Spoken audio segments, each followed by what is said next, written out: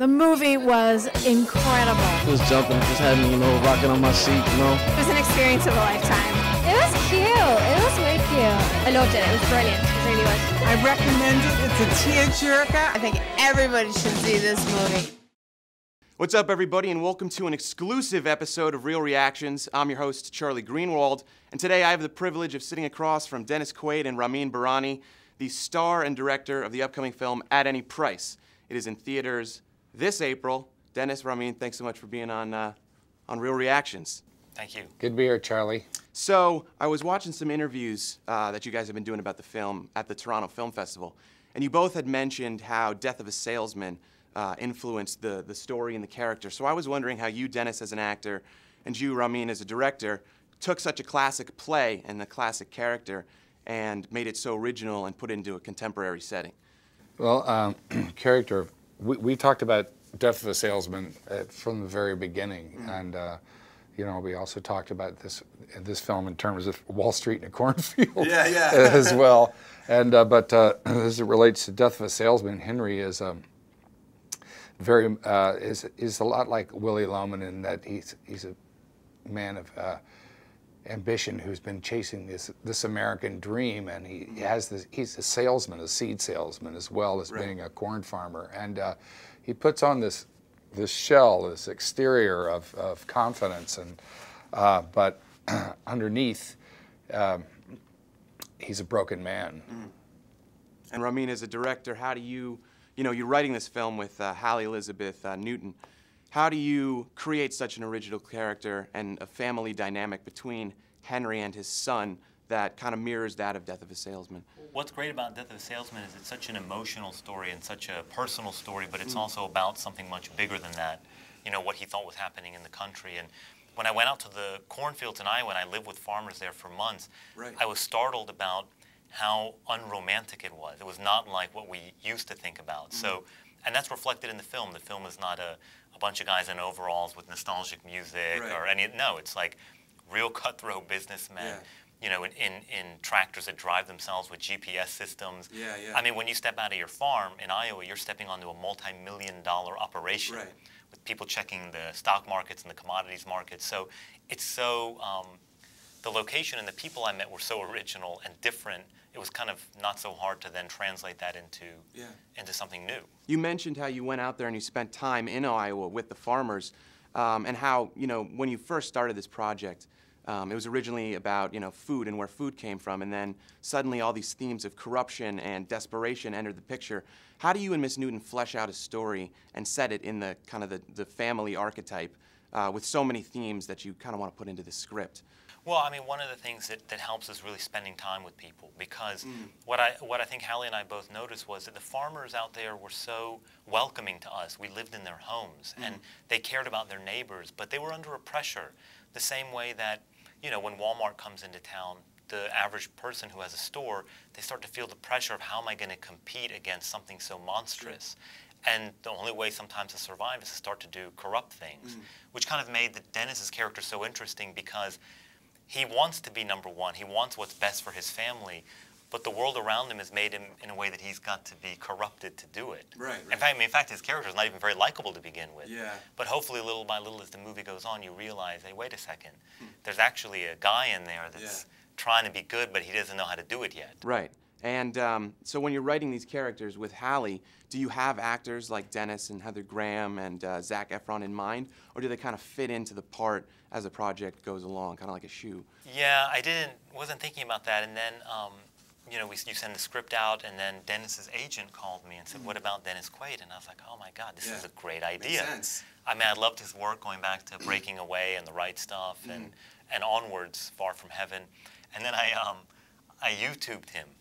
And I watched him on this television show called Ellen. Yeah, well, Dennis Quaid is. Yes. Dennis Quaid wants a sandwich. Yes. That's how I got the part. That's how you got it. Yeah, Ellen DeGeneres. I didn't know about it, and I said, this guy's so natural, and so I just really liked it.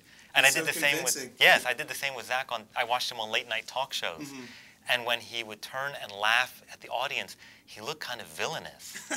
And I've completely put Zac against what you're used to seeing him in. He's a kind of a really nasty character, very angry and aggressive. And so in some way I cast him on YouTube. Cast him. Well, you know, I thought Zach did a great job in the movie, and the relationship that really- he had really good with actor. you, I thought, was one of the strongest points Yeah. Yeah, of their the scenes film. are very charged. Yeah, your scenes are incredibly charged. And Dennis, you've played a lot of fathers before in films and having complex father-child relationships. What differentiates this relationship that you have with Zac Efron's character, Dean, to some of the relationships that you've had in past films?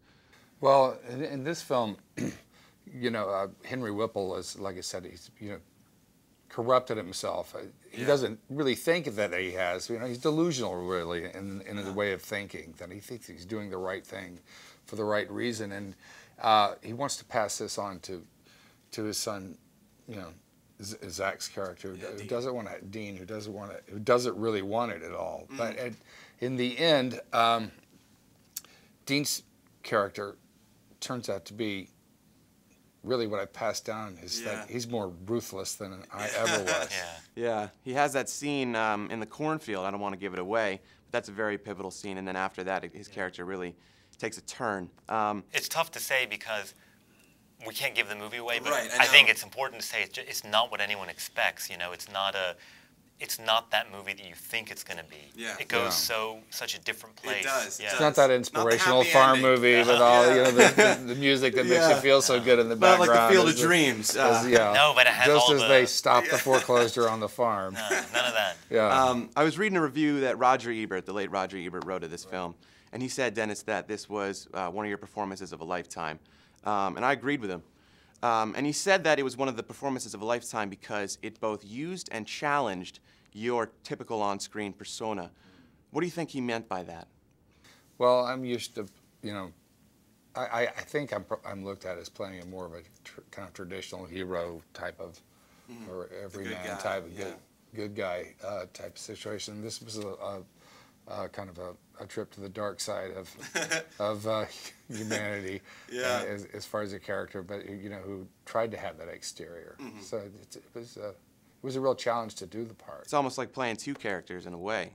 Right. Well, he does, because in the first half of the film, it's like Dennis Quaid playing Henry Whipple, the salesman, who's playing himself, the salesman. Right, yeah. And actually, his character's, I think, kind of funny. You know, the movie has a lot of humor in it. Yeah, sure. And then things start to go into a tougher And then it takes arena. a turn, as we yeah, said. yeah. Well, because you see how pathetic and ridiculous it is. Their And also- lifestyles are, Yeah. But it was also fun to put, and I thought about that, like how to make Dennis upside down of what we think, and the same with Zach. Like, in fact, both of them have been cast opposite of what you normally would get out of them. Against type. And I tell you, they're really good in these parts. Yeah, Like, no. you know, you heard what Roger said. I think the same is true for Zach. He's never been like this in a film before. Yeah, he fit right into the part. So at the very end of the movie, the credits are going to roll. People are going to obviously have a lot of ideas. What questions do you guys want them to have when the movie's finished?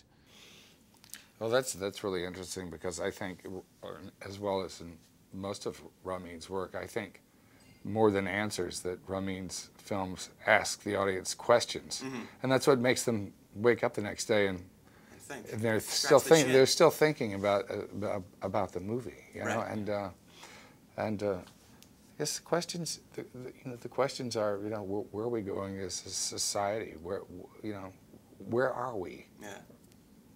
Ramin?